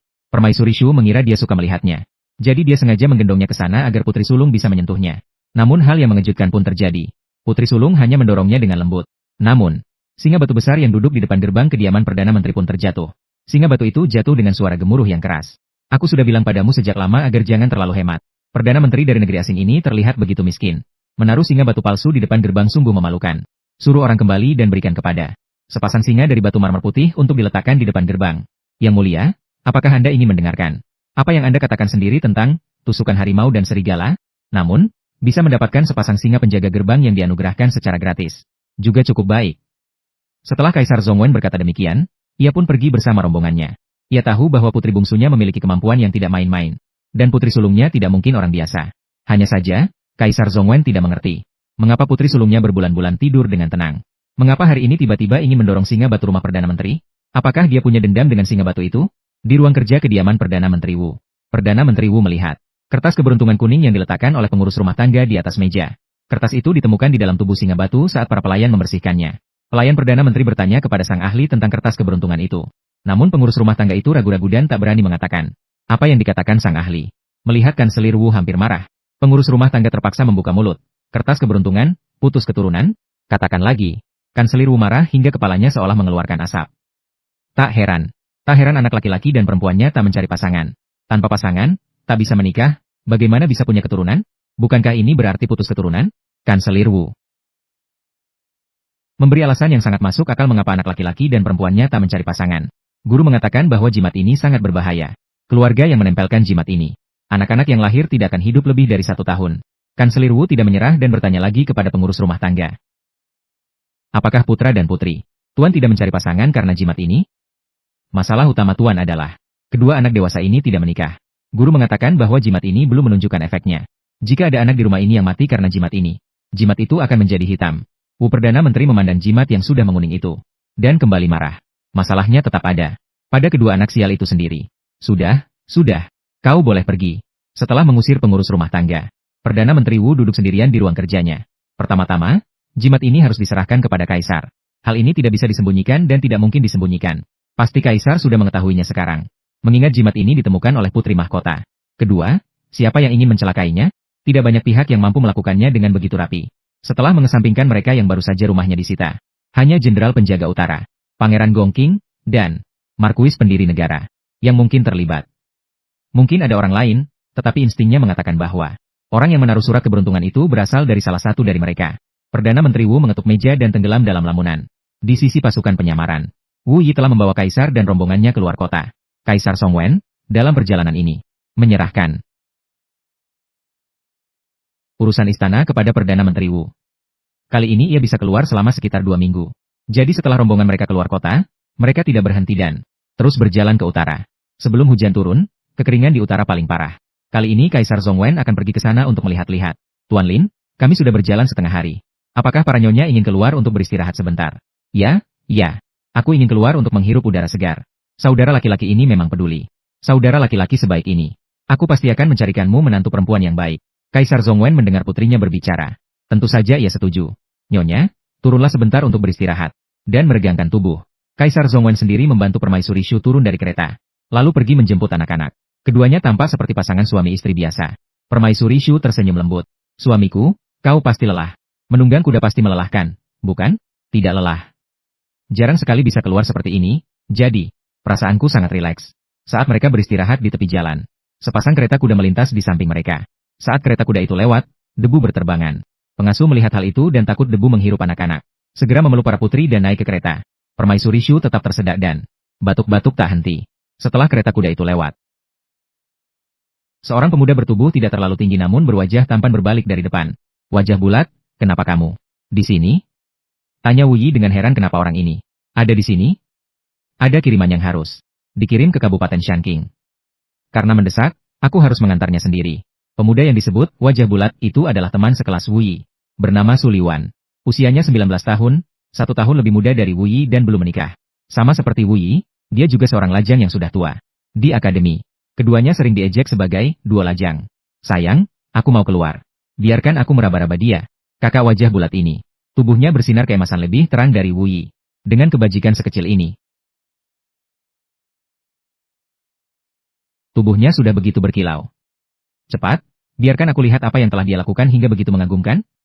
Wu Yi memandangi tubuhnya sendiri dari atas ke bawah. Pakaian katunmu ini membuatmu terlihat lebih bulat dan pendek, kata Su Liwan sambil mengerutkan bibir. Aku harus pergi ke kabupaten untuk mengantar barang. Bisa memakai baju sutra. Benar-benar seorang tuan muda yang tidak tahu penderitaan dunia. Wu Yi, kalian mau kemana? Kami juga mau ke Kabupaten Shanking. Jawab Zhong Wendi lebih dulu. Anaknya ingin menyentuh orang itu. Tapi harus ada alasan yang tepat. Mari kita jalan bersama dulu, nanti cari kesempatan. Wu Yi memang ragu. Tapi dia tak berani membantah kata-kata Kaisar. Begitulah, rombongan Kaisar yang menyamar bergabung dengan rombongan keluarga Su. Sepanjang perjalanan, Wu Yi tampak dingin dan acuh tak acuh. Sementara si wajah bulat kecil itu sangat ramah. Dia bisa menanggapi setiap kata yang diucapkan Wu Yi. Namun, semakin mendekati Kabupaten Shanking, Su Liwan mulai merasa cemas. Kali ini, yang banyak bicara justru Wu Yi. Kak Su, ada apa? Sebenarnya aku tidak seharusnya memberitahumu. Tapi kalau tidak, aku takut kau akan membuat masalah. Ada apa yang tidak boleh aku ketahui? Rasa penasaran Kaisar Zhongwen pun terpicu. Bukankah ayahmu adalah Perdana Menteri? Kabupaten Shanking baru saja mengganti bupati. Ada sesuatu yang aku belum sepenuhnya mengerti. Kabupaten Shan pasti ada yang tidak beres. Saudara Su takut menimbulkan masalah bagi ayahnya. Kalau biasanya dia memang takut, tapi sekarang beda. Siapa orang di sampingnya itu? Kaisar? Dia takut apa? Memanfaatkan kekuasaan orang lain saja. Su Xiong, katakan saja dengan berani. Kalau ada masalah, aku yang tanggung. Bodoh. Justru orang sepertimu yang tidak bisa mengendalikan situasi malah memperburuk keadaan dan mencelakakan orang tak bersalah. Putra Bupati Kabupaten Shanking, Zhang Chuang, adalah orang yang kasar. Dan temperamennya tidak menentu. Kita hanya perlu menghindarinya, maka tidak akan ada masalah. Orang-orangku sudah menyelidiki jejak Zhang Chuang sebelumnya. Hari ini dia pergi memancing ke barat. Kita masuk dari timur, jadi tidak akan bertemu dengannya. Saking gilanya. sebelum pergi ke Kabupaten Shanking. Kita harus menanyakan jadwal perjalanannya terlebih dahulu, lalu mengelilinginya. Jangan ragu. 2 bulan lalu, saat ayahnya baru saja dipindahkan ke sana, dia mengadakan jamuan untuk para tamu. Tebak apa yang terjadi? Sebagian besar penduduk setempat, lebih dari setengahnya dilarikan dalam keadaan luka parah. Orang-orang yang selamat menceritakan bahwa Bupati Zhang sangat memanjakan anaknya. Di meja makan, Zhang Chuang melihat para tamu tidak menyentuh makanan. Mengira para kepala keluarga itu meremehkan mereka berdua. Merasa terhina, dia langsung menusuk paha orang di sebelahnya dengan sumpit. Hampir saja membuat orang itu kehilangan keturunannya. Para kepala keluarga lainnya ketakutan, ingin melarikan diri. Bupati Zhang memerintahkan untuk menindas mereka dengan senjata, memaksa para kepala keluarga berlutut di tengah aula, dan mengantre untuk dipukul oleh Zhang Chuang. Akhirnya, setelah Zhang Chuang lelah memukul, barulah para kepala keluarga diizinkan pergi. Bagaimana bisa seorang bupati bertindak seperti itu? Tidak ada yang melaporkannya ke atas? Su Liwan sudah lama menyadari dari sikapnya yang acuh tak acuh, bahwa orang ini memiliki status yang tidak biasa. Tentu saja ada. Tapi bupati itu tidak mengalami apa-apa, dan terus menjabat sebagai pejabat setempat. Perlahan-lahan, para kepala keluarga mulai menyadari, bupati ini punya latar belakang yang tidak sederhana. Dia pasti punya koneksi di atas, makanya berani bertindak semena-mena.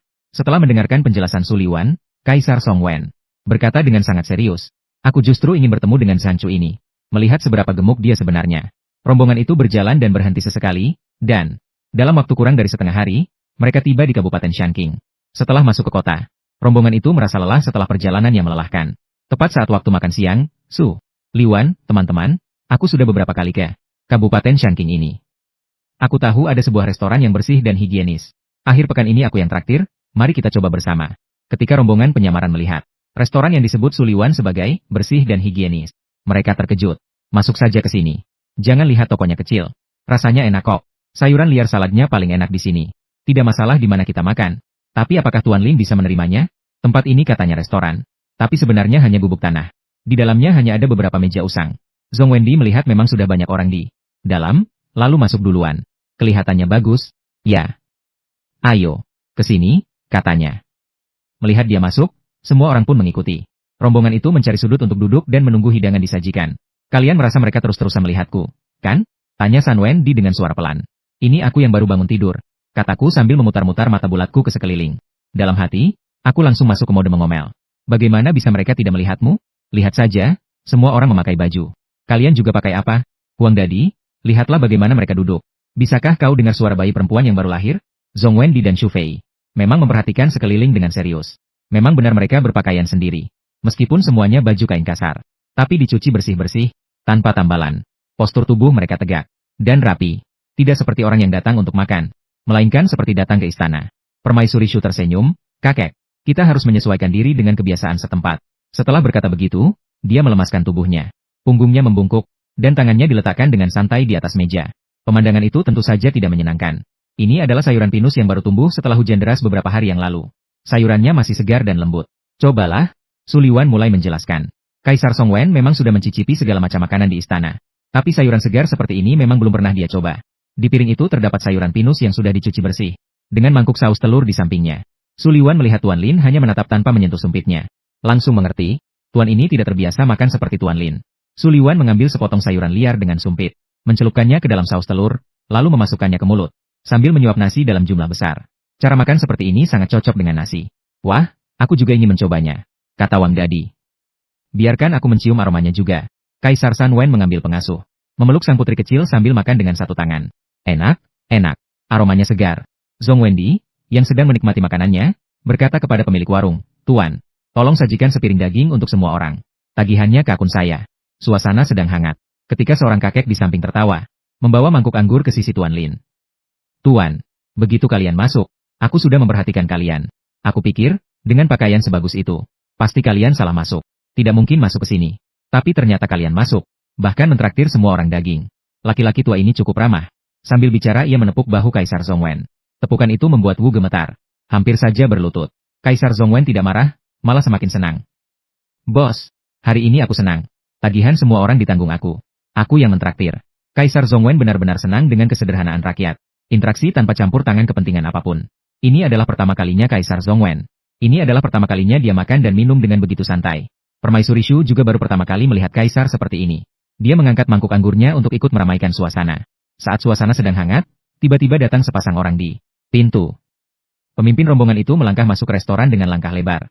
Wah, kalian tidak mau hidup lagi, ya? Siapa yang mengizinkan kalian tertawa sekeras itu? Pemilik restoran dan semua pelanggan yang sedang makan di dalam. Begitu melihat orang-orang itu, langsung berlutut memohon ampun. Tuan Wang, ampuni. Kami tidak berani.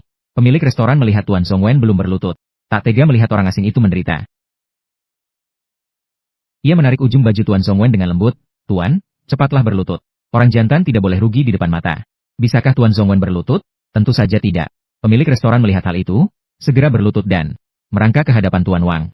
Mengeluarkan sepotong kecil perak dari dadanya dan menyerahkannya. Tuan Wang melirik sekelompok orang yang masih berdiri diam. Menerima perak itu, lalu membalikkan tangan dan menampar wajah pemilik restoran. Apa-apaan ini? Dengan uang segini saja kau pikir bisa mengusir kami? Pergi. Lalu dia menatap Zhong Wen dengan penuh tantangan. Zhong Wen juga tak mau menahan diri lagi. Saat hendak bertindak, Su Liwan yang berada di sampingnya dengan cepat menahan tangan Zhong Wen yang hendak terangkat. Aku berkata, maafkan kami, lalu segera mengeluarkan 10 tael perak dari sakuku. Membungkuk dan menyerahkannya kepada Tuan Wang. Tuan Wang, mohon maafkan kami. Kami hanya lewat di sini, tolong maafkan kami. Uang ini untuk mengajak saudara-saudara minum. Tuan Wang melempar-lempar uang itu dengan tangannya, lalu pergi sambil mengumpat-umpat. Sebelum pergi, dia meludah ke arah Zhong Wendi. Zhong Wendi menatap orang-orang yang pergi itu, dan mengingat wajah mereka semua di benaknya. Pemilik restoran dan para tamu menunggu sampai rombongan itu pergi jauh, baru berani berdiri. Setelah berdiri, suasana hati semua orang sudah tidak baik lagi. Pemilik restoran membungkuk kepada Zhong Wendi dengan rasa bersalah. Maafkan saya, jika kalian tidak ada urusan lain di sini. Sebaiknya segera pergi saja. Terima kasih. Zhong Wendi menatap pemilik restoran, melihat ketidakpuasan yang jelas di wajahnya, dan amarahnya meluap. Setelah tanpa sengaja memberikan uang perak lebih banyak kepada pemilik restoran, rombongan itu pun keluar dari restoran. Aku memang takut seperti ini. Ada restoran besar, tapi aku tidak berani membawa kalian ke sana. Tak disangka kalian bersembunyi di tempat seperti ini. Tapi tetap saja diawasi. Wui juga sangat marah. Melihat Su Liwan berbicara dengan nada tersembunyi. Ia segera bertanya. Apa sebenarnya yang terjadi? Jelaskan semuanya dengan jelas. Jangan buat aku cemas. Melihat Wu Yisu tidak dipanggil dengan nama kecilnya, melainkan langsung disebut nama aslinya. Jelas ia benar-benar marah. Ah, pakaian kalian terlihat seperti domba gemuk. Pasti kalian sudah diawasi sejak masuk ke kabupaten ini. Kabupaten Shanking terkenal dengan batu biru besar batu. Batu daking bisa dijadikan meja, batu taman, dan patung singa. Di ibu kota, setiap rumah punya banyak. Tempat ini dekat dengan ibu kota. Transportasinya mudah. Banyak pedagang batu datang ke sini untuk membeli batu daking. Tapi sejak bupati baru menjabat, siapapun pedagang yang masuk, atau orang kaya yang lewat di sini, satu persatu, setelah masuk ke Kabupaten Shanking, akan ditahan oleh pemerintah dengan berbagai alasan. Sampai membayar uang jaminan, menjamin tidak akan melanggar hukum, barulah mereka dibebaskan. Dia, Zhong Wendi, menendang ember air di depannya hingga terbalik. Su Liwan bertanya, apa itu uang jaminan? Su Liwan terkejut oleh aura menakutkan Tuan Lin. Uang jaminan itu mirip dengan uang perlindungan. Setelah membayar uang jaminan, orang bisa bebas keluar masuk Kabupaten Shanking. Seperti yang dikatakan pemilik restoran, jika kalian tidak ada urusan lain, segera pergi saja. Jangan sampai rugi lebih besar. Setelah berkata begitu, Su Liwan menatap wajah marah. Dia sangat mengenal Wui. Dia orang yang keras kepala, tidak bisa mentolerir ketidakadilan, dan selalu bersuara jika ada masalah. Benar-benar tidak tenang membiarkan Wui tinggal di Kabupaten Shanking. Pak Huang, jangan marah. Karena kita sudah datang ke Kabupaten Shanking, semuanya akan baik-baik saja. Saya yakin Pak Huang akan memberikan keadilan bagi rakyat. Pak Huang, saya ingin melihat bagaimana kebaikan kakak wajah bulat itu berasal. Kebaikan itu berarti dia pernah menyelamatkan banyak orang. Apa yang bisa membahayakan banyak orang sekaligus? Aku ingin tahu apa yang terjadi. Kaisar Zhongwen berpikir sejenak. Anakku benar. Kita harus memastikan apakah ada krisis besar. Tuan Su, tolong pegang anak perempuan ini. Sebentar. Aku mau ke toilet. Wu Yi, yang berpengalaman menggendong anak, maju memberi petunjuk. Tanganmu harus menopang di sini. Tahu? Saat tangan Wu Yi menggenggam tangan Su Liwan, aku jelas merasakan tubuh kakak wajah bulat menjadi kaku. Dan aku juga melihat ujung telinganya. Tidak mungkin, tidak mungkin. Apakah kakak berwajah bulat itu menyukai Wu Yi? Oh ya, tadi tanpa sengaja sepertinya dia bilang. Mereka berdua adalah dua pria lajang tertua di akademi. Tepat saat tangan Wu Yi hendak melingkari pinggang Su Liwan langsung mendorong bayi di pelukannya ke arah Wu Yi. Aku tidak terlalu pandai menggendong bayi. Lebih baik kamu yang menggendongnya. Setelah berkata begitu, dia berbalik dan naik ke kudanya. Aduh, kamu ini selalu terburu-buru. Untung aku cepat menangkapnya. Kalau tidak bayi itu pasti jatuh ke tanah. Kaisar Zhongwen dan Permaisuri Shu sedang mendengarkan dengan telinga tegak. Sebagai orang yang sudah berpengalaman, kalau putriku tidak menyebutkannya, mereka tidak akan menyadarinya. Sekarang kalau dipikir-pikir, sepanjang perjalanan ini, Si wajah bulat sepertinya memang agak aneh terhadap Wu Yi. Aku lihat orang yang memelukku sudah berganti menjadi Wu Yi. Si wajah bulat sudah tidak bisa kusentuh lagi. Mencubit Wu Yi juga sama saja. Dengan susah payah aku melepaskan diri dari pelukannya. Tangan hijau kecil itu menjulur ke dagu. Mulus Wu Yi. Wu Yi menunduk dan tepat berhadapan dengan tangan hijau itu lagi. Biarkan aku lihat. Biarkan aku lihat. Wu Yi mengambil seutas benang merah yang sangat halus. Apakah terhubung dengan kakak wajah bulat? Ya, ternyata benar. Benang merah Wu Yi terhubung dengan kakak wajah bulat. Tak heran benangnya begitu halus. Ternyata itu adalah cinta sesama jenis yang tidak diakui oleh dunia. Di zaman modern, cinta sesama jenis pun sulit diterima. Ini di zaman kuno seperti yang dikatakan Li Jiaoshen. Aku sedih melihat pahala di tubuh kalian berdua. Cahaya emasnya begitu berkilau. Kalian semua orang baik. Mengapa kalian memilih jalan yang begitu sulit? Kaisar Zhongwen mendengarkan suara hati putrinya dan merasa sedih untuk mereka berdua.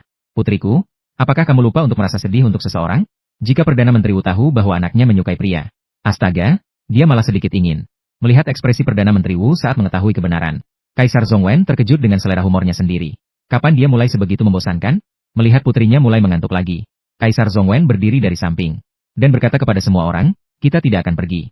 Beberapa hari ke depan kita akan beristirahat dan berbenah di Kabupaten Qingshan. Tim penyelidik rahasia tidak terkejut dengan keputusan Kaisar Zhongwen. Tapi Su Liwan terkejut. Kalian ini mau bunuh diri? Hidup yang baik-baik saja tidak dinikmati.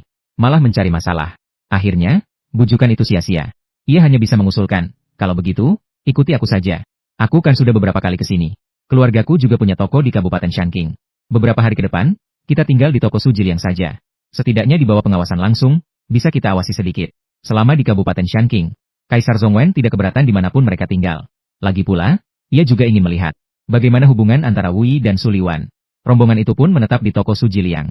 Malam harinya, Permaisuri Shu membawa anak-anak di halaman untuk menikmati udara sejuk. Setelah seharian menonton pertarungan, Su Liwan pun keluar dari kamarnya. Akhirnya aku menemukan orang yang tepat. Sambil berteriak-teriak ingin mendekati Su Liwan. Permaisuri Shu mengerti pikiran putrinya. Lalu menggendongku menuju Su Liwan. Halo, Tuan Su. Tolong bantu aku menjaga anak-anak ini. Lengan aku sudah pegal sekali setelah menggendong mereka seharian. Oh, baiklah. Su Liwan sebenarnya sangat menyukai anak-anak. Sejak kecil, karena beberapa alasan, dia memiliki sedikit teman. Sering merasa kesepian. Kali ini, tangan kecilku akhirnya bisa menyentuhnya.